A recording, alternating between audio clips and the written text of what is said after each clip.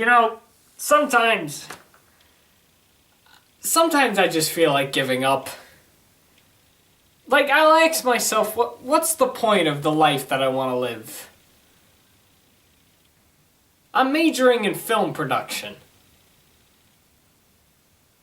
I want to make films and TV shows.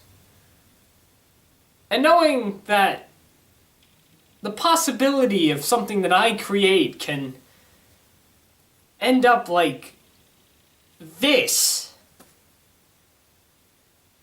But I don't think I can live with that. And like, after everything that, I witnessed, a part of me like hates Christmas. I love Christmas. But now I have this gut feeling to just not like it anymore. Like, a small appreciation of it is like thrown out the window.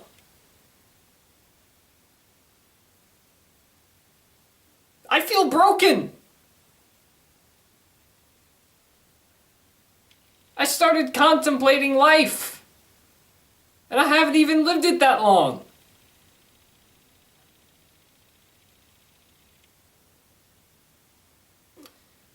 This is Christmas with the Kranks. Released in 2004, this holiday film focuses on a couple known as the Kranks. Luther Krank, played by Tim Allen, and Nora Krank, played by Jamie Lee Curtis. After coming to terms that this will be their first Christmas alone together without their daughter Blair, seeing that she's departed off to Peru after joining a Peace Corps, and after Luther discovers how much they spend on Christmas, the two decide that this year they'll boycott Christmas and instead save their money by going on a 10-day Caribbean cruise. And when I say boycotting, I mean literally boycotting the whole entire holiday. They don't want a Christmas tree, they're not sending out cards, there's not even going to be one of their annual holiday parties. This also involves them not putting up this snowman statue known as Frosty on top of their roof, which is actually a tradition that the whole neighborhood does when it comes time for Christmas. Speaking of the neighbors, this whole news about the Kranks boycotting Christmas doesn't sit very well with everyone in their neighborhood, and they all slowly start to persuade the Kranks to change their mind, decorate their house, put up Frosty, and throw their annual Christmas party, as it's Christmas and they can't have a Christmas without any of that. But the Kranks do everything they can to avoid both Christmas and their neighbors from coming towards them and trying to change their minds. However, their minds are automatically changed when on Christmas Eve they get a call from their daughter Blair, who not only announces that she's engaged, but also she is coming home with her new fiancé to show him around on how Christmas is like in her family and in her neighborhood. Not wanting to disappoint her daughter or new fiancé, the Kranks automatically have no choice but to cancel their trip and have to give in to all the Christmas stuff by rushing around town trying to get any sort of Christmas food they can and trying to decorate the house as fast as they can to make it look like that there was no plan for them to go away at all.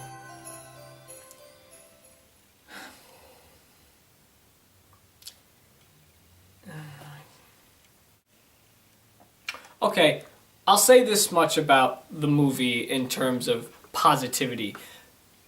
At least it's got a small good message, and when I say that, I mean a very small one. And that's more towards the end, that around the holidays, you shouldn't be selfish. Christmas is a time for giving, for caring about others, for looking out for others, and Tim Allen's character, Luther, when they put together the party for their daughter, this is for her. But deep down, he's very upset that he's not going to be going on his trip. And his wife, Nora, gives him the little speech saying, you need to stop thinking about yourself here. Things changed, stop acting selfish. And we get a nice little scene where he goes over to his neighbors, who, he's not very fond of the one neighbor, but he goes over and gives the cruise away off to them. In the goodwill that, they're going through hard times, but they deserve this. So he gives them the cruise. Not only that, but he helps somebody who's frozen on their roof down, and he kind of he doesn't have any involvement with the burglary that was going on in his house. Yeah, that was happening. robber was in this movie, got caught by the cops, was brought to the house. And... Why was this stupid? The thing is, I was just recently introduced to Christmas with the Kranks. I know I said in the beginning of this project that I was only mostly going to talk about very popular and most well-known Christmas films, and the only reason I'm talking about this one is because in the last couple of years, this has become very well known to a lot of people, which is interesting because I only discovered this movie about, 3.5 years ago, and I thought, it was like nothing. It was just like, okay, one of those Christmas films that, is there. But as the years went on, I started recognizing it even more. People were talking about it more. It's even playing on TV more. They've played it at least 10 times, even before 25 Days of Christmas even started, and it's in the 25 Days of Christmas lineup on Freeform. But National Lampoon isn't on Freeform for some reason. I don't know why. Let's put Christmas with the Kranks instead, because it's got a good message, and it's got funny moments in it, and it's got Tim Allen falling off the roof, even though it's not really Tim Allen. It's clearly a CGI version of Tim Allen, because we can't have him fall off the roof. That's actually an interesting thing. I'm going to just transition into that little comment real quick.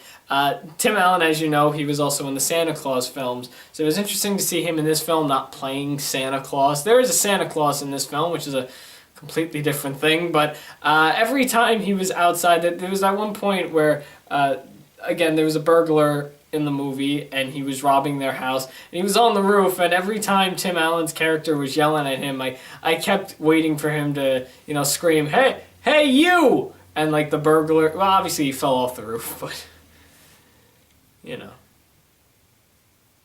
But still, no excuse to why this is stupid. Okay, what am I going to touch upon first? Well, how about we touch upon the idea that it's very ironic that at the end of the film we have Luther being very selfish, but yet throughout the whole entire film, at least for the first act of the movie, or first half, I guess I should say, not much of the first act, but for the first, half of the movie, everyone in their neighborhood is being selfish. What's the problem with not celebrating Christmas? There is no actual rule saying you need to celebrate a holiday. Goes the same thing for a lot of different holidays. In fact, many people don't celebrate the holidays that we celebrate. I know a lot of people that don't celebrate Halloween. A lot of people outside of the United States, they don't celebrate Thanksgiving, which is the one thing that kind of aggravates me about this whole entire film, because everybody in the neighborhood, when they find out, actually not just in the neighborhood, but everybody in town, this whole news makes it in the newspapers on the front page. The second anybody finds out that these two are not going to be celebrating Christmas, but instead are going to be going on a cruise and missing out on the holiday, suddenly the whole world starts to fall apart. What? You're not celebrating Christmas? Are you mad, child? There are a lot of people that go away for the holidays. And yeah, while they'll go away, but they'll still recognize it's Christmas, they have that right that they can do what they want. They have the right to change things up a bit every year. To do the exact same thing every year, which is what the neighborhood makes sure of, because they bombard the Kranks with, you gotta put up Frosty, it's a tradition, you gotta do this, you have to do that. It doesn't hurt to spice things up a bit and do things a little bit differently every year. So, God forbid anybody in this neighborhood respects their whole idea that they don't want to do Christmas this year. I mean, they have pretty good reasons. First off, their daughter's not going to be around, so it's just the two of them, and it's probably not fun without their daughter, which it seems like it, because Blair seems like a very happy-go-lucky person. But also, Luther did do the math, and he looked over how much they spend on Christmas, and he probably doesn't want to spend that much on Christmas that year. So it makes sense for not wanting to do it and instead wanting to do something else and save some money. There's no problem with that, but again, God forbid they want to change Christmas up. While that may be the first half of the movie, the second half involves the Kranks attempting to put together a Christmas after they get the call from their daughter Blair saying she's coming home with her fiancé.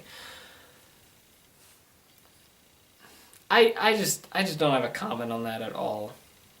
I really do. I feel like they were trying to do something different here.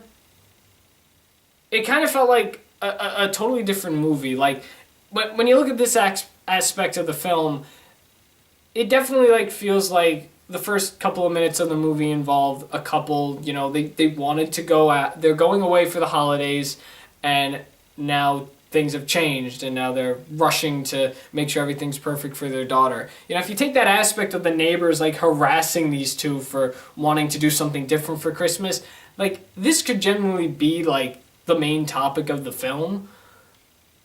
But it's not. It's only like half of it. And even so, it's like very sloppy because suddenly now they're... it's just ridiculous.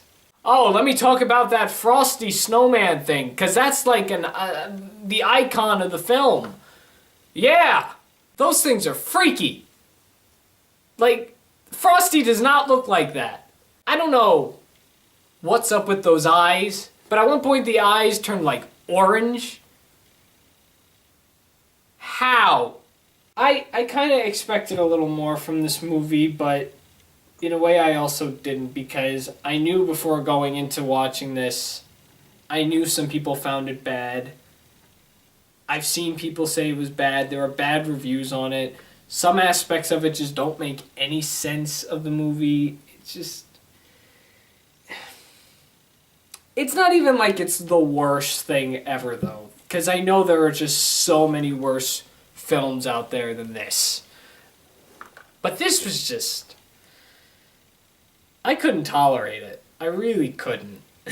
Nothing against, like, Tim Allen or anything, because I know he attempted to be very funny in this film, and there were moments in this film where I did laugh a bit. Like, there's one point where he's talking with his wife over the phone, and the phone falls out of his hand, falls in his pocket. It's a small little gag, but I found that pretty funny. It's just... I don't have anything else to say. It's like, what do you say after this? Alright, well, let's talk about the ending, I guess, because the last few seconds of this film is something to bash your head on the wall for. So, we have Luther and Nora. Earlier they had a fight because Nora was mad that Luther was selfish. Luther gives the tickets to the neighbors, offers to watch their cat. Burglar's caught. Nora comes out, fixes everything with Luther, admits that she was wrong about him for being selfish because of what he did to the neighbors. And they just watch their house. It's snowing. They look at everyone inside having fun. And as we pan out to see the whole neighborhood and all the Frosties on the roof, one of the Frosties comes to life and waves at the camera. And then, I mentioned there was a Santa in this film. Before Nora comes out, you know, there's this, in the beginning of the film, we had this Santa worker who was outside of a grocery store with umbrellas, offering people umbrellas. Then at the party, we get this weird guy named Marty who just wanders in the house. Nobody knows who he is, but he knows everybody. And then it's revealed Marty is the umbrella Santa guy. But then it's also revealed the last few seconds of the film, after we get the Frosty waving at the screen, that he is the real Santa. And he's got reindeer pulling his small little car in the sky.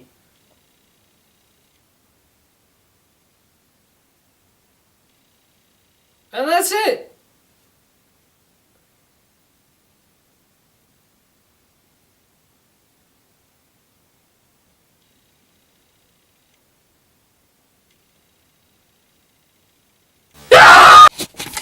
Alright, well, that's all the footage I have for today's video. After trying to process how the ending worked, and how the whole movie works entirely, I kind of had a little mental breakdown, so I'm recording this hours later, putting it together. So, alright, overall thought of the movie, could have done a lot better. I was hoping it wasn't as bad as people were saying it was. I generally don't think it's the worst thing ever, but as for Christmas films, this is kind of the worst one that I've seen so far.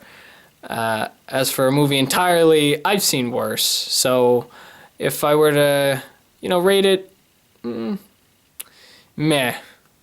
On the bad side, not on the good side. But yeah, this movie could have done a lot better.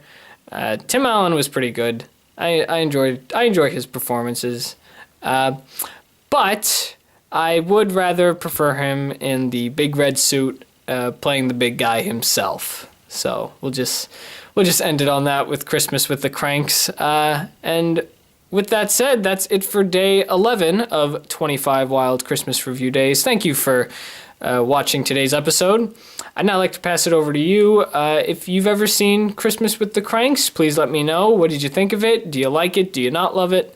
Also, have you ever seen it? If you haven't seen it, I guess I would recommend at least giving it a try. I'm not entirely sure if you'll enjoy it, but I am going to give you a fair warning. Just be prepared for just stuff.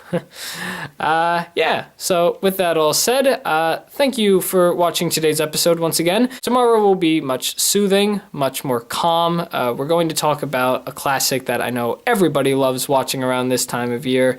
Not one of my personal favorite classics, but I enjoy watching it, and that's all I'm going to say about it. So with that being said, thank you for watching today's episode of The Wild Review. I'm The Wild Reviewer, and you just saw me review a thing.